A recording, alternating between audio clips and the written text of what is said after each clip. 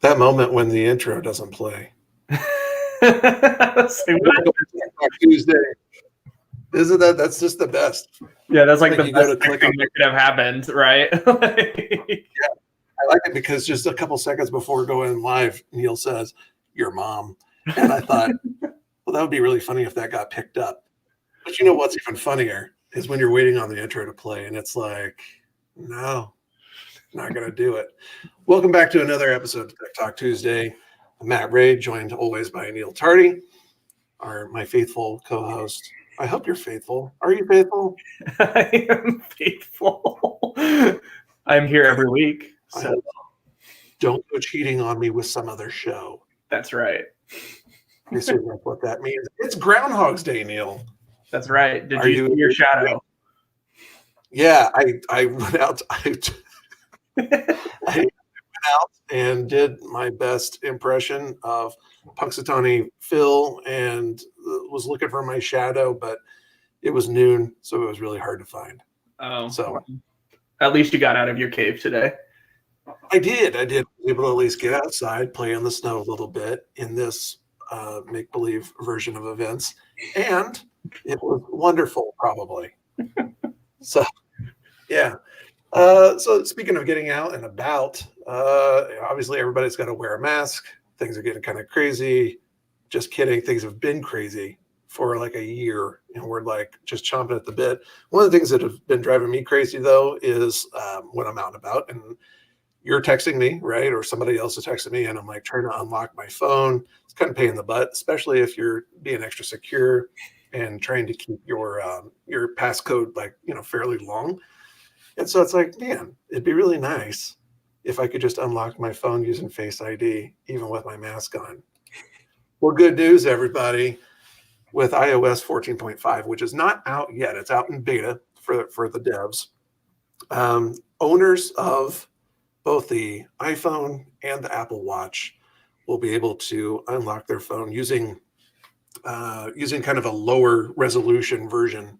And so the thought is that by having the watch unlocked and on your wrist, that coupled with kind of a low res match of kind of your facial features. I don't know why I said it like that. Just sound like fun. Anytime there's a hard F, it just sounds like fun. You know what else starts with an F? Never mind. The point here is that you'll be able to do that. So part that sucks is got to have a watch to go along with it, which is not something that you have. You actually have like a Garmin or something like that, right? Yeah, I have a Garmin, so this won't work for me. But I don't get as annoyed by this as a lot of people. So I'm not gonna go out and get an Apple Watch, obviously, but I think that this is cool that they're doing this. I do think it's really interesting that they're using like a lower res image, essentially saying like, yeah, between these two things, we're cool with that. And I think that kind of makes sense. So, yeah, no, I think it's interesting and probably a little overdue, but I do like it's almost two-factor, right? Yeah, that's kind of what came to my mind when I heard that. I was like, oh, so they're just like two-factor authenticating. Just okay, like that makes sense. Yeah, but you know what would be even cooler is if you could just like unlock it with your mind. That's right. So VR is on the cusp of making a rather massive step forward. This company, NextMind, now has a developer kit that takes the first step into neural inputs when using VR. So this is really cool. NextMind is aiming to read the brain signals to track attention and actually control objects. But that's just like scratching the surface on what this technology could actually be doing. Think of an RPG in VR that you could play with your mind that knows exactly where and how you want to attack an enemy standing right in front of you. Like that's somewhere where this technology could go. Of course, with this technology, we don't really know the potential here. For example, NextMind is setting its sights on assistive tech. So not anywhere near in the gaming sphere, but yeah, it's really cool. It does obviously have a really, really long way to go. This is just like baby first steps here. Because, for example, right now, all you can really do is click some buttons that flash on the screen just by like kind of focusing on them. But still, this has me super excited to see where this tech can go, because I know this is something that you and I have talked about would be super cool. So yeah, I think I know what you think, but what do you think, Matt? And are you looking forward to seeing where NextMind kind of goes from here? Yeah. Yeah, 100%. I'm definitely into those. I'm all in. In fact, if it was implantable, I would consider it. Like, no, maybe not like the one. I don't maybe want this giant puck. Let's put this back up here. I maybe don't want that giant puck hanging out the back of my head, but as it's miniaturization, right? Things continue to get smaller. But even without implantable technology, I think this is huge, man.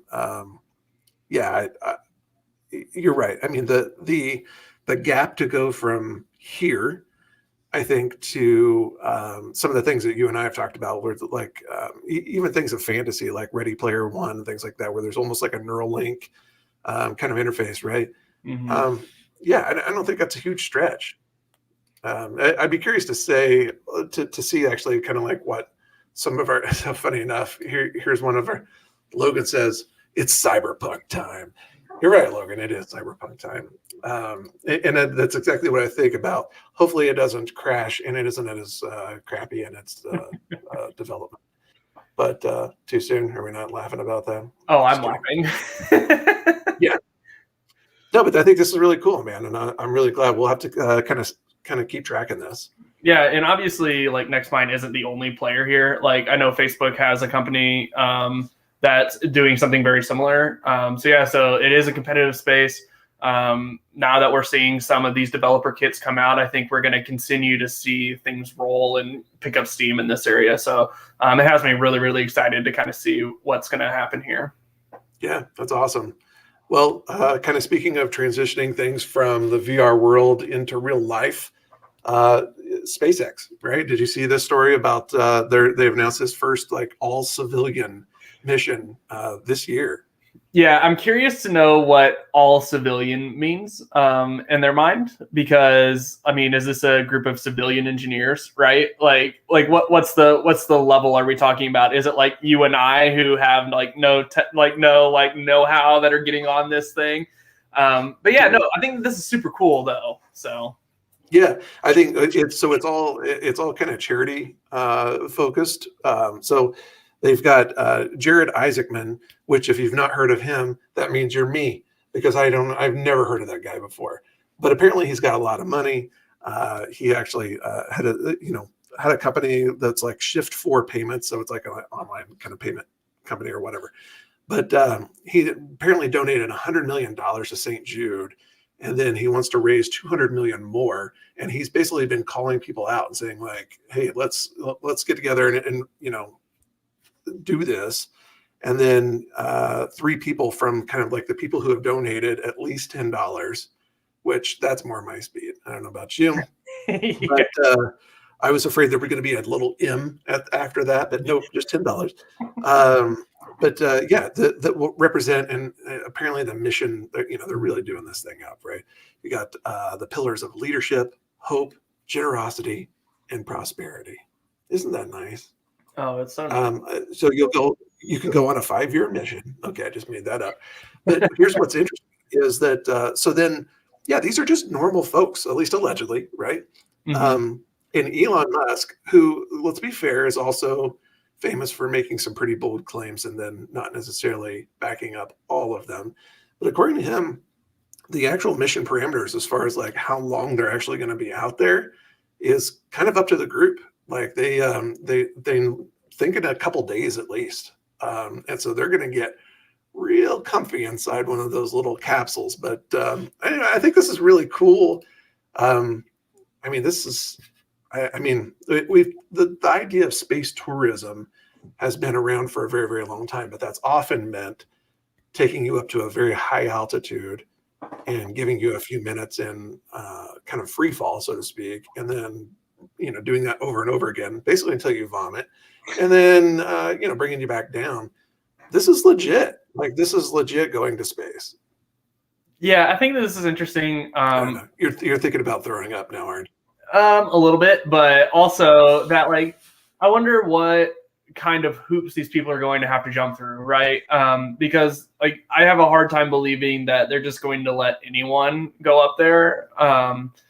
Because it is kind of a stressful thing, right? Like, and not a lot of people have done it. It's not just simply like flying in a plane or like driving a car. Like not a lot of people have experienced space travel.